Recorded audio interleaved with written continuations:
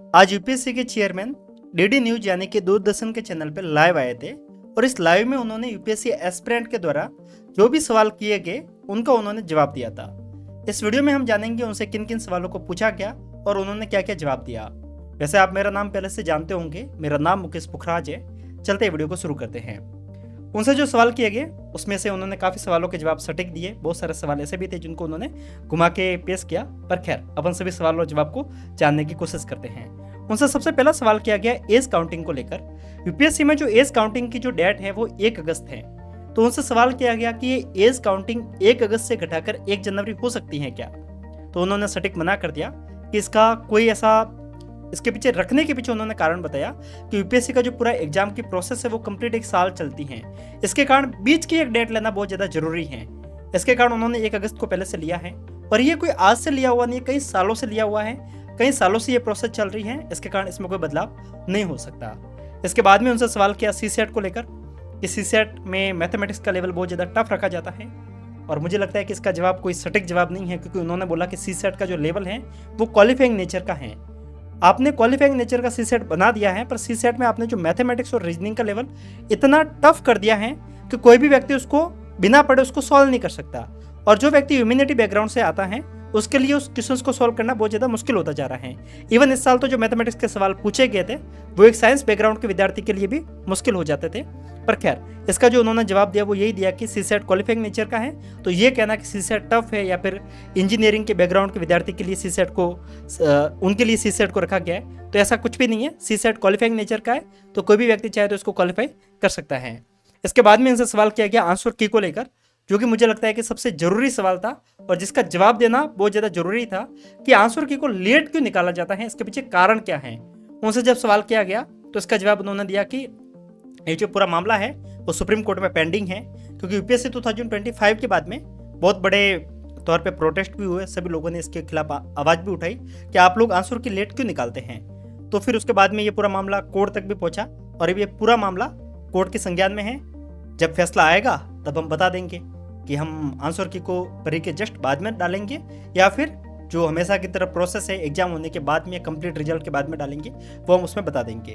इसके साथ में उनसे सवाल किया गया ओएमआर शीट को लेकर। हर एक एग्जाम में अगर आप देखेंगे इंडिया में जितने भी एग्जाम होते हैं वहाँ पे एग्जाम के तुरंत बाद में आप जब ओएमआर शीट भरते हैं तो उसके साथ में आपके पास में कार्बन कॉपी का प्रावधान होता है। आप कार्बन कॉपी को घर पे लेके जा सकते हैं, पर यूपीएससी में ऐसा कुछ भी नहीं होता है। तो उनसे ये सवाल किया गया कि आप ओएमआर शीट क्यों नहीं प्रोवाइड करते। तो उन्होंने बोला कि अगर किसी को चाहिए तो वो रिजल्ट के बाद में मांग सकता है। रिजल्ट के बाद में मांग सकता है ये तो हमें भी पता है। हम सवाल ये कर रहे हैं कि आप हर एक विद्यार्थी को साथ साथ में प्रोवाइड क्यों नहीं करते हैं, पर इनका जवाब वही गोल मोल घुमा के दे दिया। ठीक है, सवाल किया गया सीसेट को लेकर, सीसेट को क्या ऑप्शनल को लेकर। आपने रूमर्स सुने होंगे लास्ट ईयर, काफ़ी लोग, बहुत सारे ऐसे पॉपुलर टीचर भी हैं जो यूट्यूब पे बता रहे थे कि सीसेट को हटाया जाएगा, सीसेट बहुत जल्दी हट सकता है। तो इस पर उन्होंने जवाब दिया कि सीसेट वो हटाने वाले नहीं हैं। सीसेट को रखने के पीछे जो सबसे बड़ा कारण है वो भी उन्होंने बताया। होता क्या है, माना किसी विद्यार्थी से हम पूछ रहे हैं कि भाई तेरी किस सब्जेक्ट में क्वालिफिकेशन अच्छी है, किस सब्जेक्ट में तेरा इंटरेस्ट अच्छा है, कोई एक सब्जेक्ट तो चुन के बता। तो हम उसको ये जो ऑप्शनल की तरह चुनते हैं और हम उसके अंदर बताते हैं कि ये सब्जेक्ट हमारा अच्छा है। तो चेयरमैन साहब का कहना है कि अगर कोई व्यक्ति किसी एक सब्जेक्ट में बहुत बेटर तरीके से परफॉर्म करता है तो इससे हम ये अंदाजा लगा सकते हैं कि अगर हम इसको बाद में ट्रेनिंग दे तो वो किसी और सब्जेक्ट में भी उतनी ही काबिलियत के साथ में सीख सकता है। तो एक अच्छा कारण बताया उन्होंने। और सीसेट इस ऑप्शनल को रखने के पीछे जो वजह बताई वो वैलिड भी है और उन्होंने बताया है कि हालिया फ्यूचर में इसको हटाने की कोई उनकी मंशा नहीं है। तो आप बेझिझक रहिए और आराम से आप ऑप्शनल को पढ़ते जाइए। बार बार सीसेट मुंह पे आ रहा है, क्यों आ रहा है मुझे नहीं पता। ठीक है, इन सब के साथ में उन्होंने लेट आंसर की को लेकर, जो कि मैंने आपको बता दिया, गोल गोल घुमा के उन्होंने आंसर दे दिया। साथ में अटेम्प्ट को लेकर, अभी यूपीएससी के एक बहुत पॉपुलर टीचर है, अनअकैडमी के ऊपर पढ़ाते हैं, उन्होंने अभी कल ही एक वीडियो बनाया था जहाँ पे उन्होंने बोल दिया कि, मतलब उन्होंने ऐसा बोला नहीं, उन्होंने थंबनेल ऐसा डाल दिया कि यूपीएससी 2 अटेम्प्ट करने वाला है, जनरल कैंडिडेट के लिए 2 अटेम्प्ट होंगे। ऐसा उन्होंने इसके कारण किया क्योंकि यूपीएससी के जो पुराने चेयरमैन है उनका कोई ऐसा बयान आया था, तो उसके आधार पर उन सर ने ऐसी बात बोल दी। अब वो वीडियो बन गया, उसके ऊपर 2 लाख से ज़्यादा व्यू तो अभी आ चुके हैं। अभी मैं देख रहा था तो उसके ऊपर 2-3 लाख के आसपास व्यू हैं। अब उस वीडियो को देख के बाकी लोग भी वीडियो बनाएंगे कि उसके ऊपर व्यू आ रहे हैं, तो सभी लोग वीडियो बनाएंगे कि भी अटेम्प्ट कम होने वाले हैं, अटेम्प्ट कम होने वाले हैं। और ये अटेम्प्ट का ये जो नौटंकी है ना, ये हर साल देखने को मिलती है। ये वीडियो बनाएंगे, व्यूज आएंगे, मैं भी बनाऊंगा इसके ऊपर, ठीक है वैसे, पर मैं सही जानकारी बताऊंगा क्योंकि व्यूज आएंगे, सीधी सी बात है। सभी लोग उससे पागल हो जाएंगे कि क्या सच में अटेम्प्ट कम होने वाले हैं। चेयरमैन साहब ने कंप्लीटली बता दिया है कि कोई अटेम्प्ट कम होने वाले नहीं है, ऐसा कुछ भी नहीं होने वाला है। अटेम्प्ट क्यों बढ़ाए गए थे उसके पीछे भी वैलिड वजह थी, तो अब घटाने के पीछे भी कोई कारण बनता नहीं है।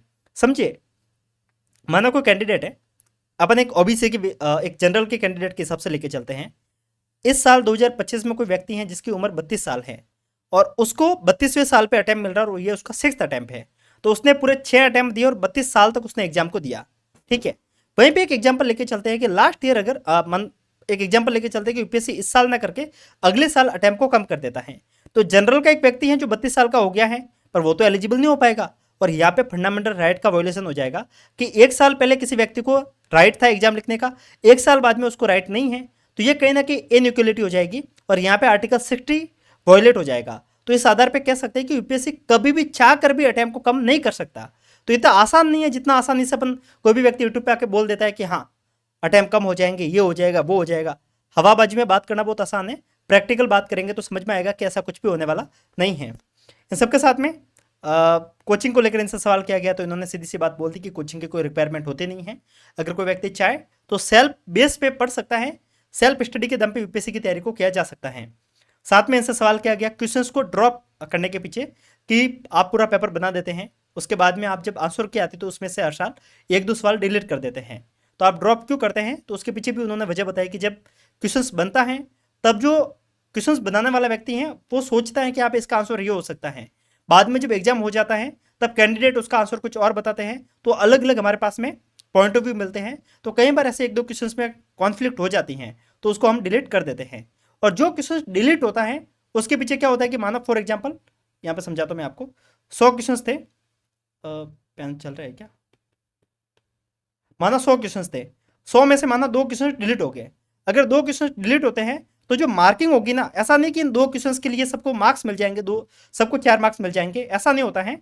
सबको मार्क्स मिलेंगे वो 98 क्वेश्चंस पे मिलेंगे, 98 नंबर पे ही मिले, 98 क्वेश्चंस पे ही मिलेंगे, 200 नंबर होते हैं ना, तो सबको करीब 196 के बेस पे ही सबको मार्क्स मिलेंगे। तो ये उन्होंने सारी बात बता दी। लगभग कंप्लीट जो उनका ये 1 घंटे का पूरा वीडियो था, 1 घंटे की जो कॉन्फ्रेंस थी, उसका पूरा क्रक्स यही था जो कि मैंने आपको 8 मिनट में बता दिया। अगर आपको लगता है कि मैंने पूरा आपका जो 1 घंटा था वो बचाया है तो आप लाइक और कमेंट करके बता सकते हैं। ज़्यादा से ज़्यादा कुछ एक बढ़िया न्यूज़ मैं आपको बता देता हूँ। देखिए, हमने आंसर राइटिंग को लेकर एक ग्रुप तैयार किया है जहाँ पे सभी लोग रेगुलर बेसिस पे आंसर लिखते हैं। अगर आपको इसके अंदर कनेक्ट होना है तो आपको मैं नीचे नंबर दे दूंगा, आप मुझे डायरेक्ट मैसेज कर सकते हैं। इन सबके साथ में यूपीएससी के टॉपर्स के नोट्स, साथ में उनकी कॉपीज, इन सब की अगर आपको रिक्वायरमेंट है तो भी आपको नीचे नंबर देखने को मिल जाएंगे, आप मुझे डायरेक्ट मैसेज कर सकते हैं। ऐसे वीडियोस के लिए आप मुझे फॉलो कर सकते हैं। इन सबके साथ में हमारा एक ChatGPT का कोर्स है जो कि बिल्कुल फ्री ऑफ कॉस्ट है, जो कि हमारे एप्लीकेशन पे आपको देखने को मिल जाएगा। इसके अंदर भी आप एनरोल होना चाहे तो आप एनरोल हो सकते हैं, और ऐसे वीडियोज़ के लिए आप मुझे फॉलो कर सकते हैं। मिलते हैं, तब तक के लिए नमस्कार, जय हिंद।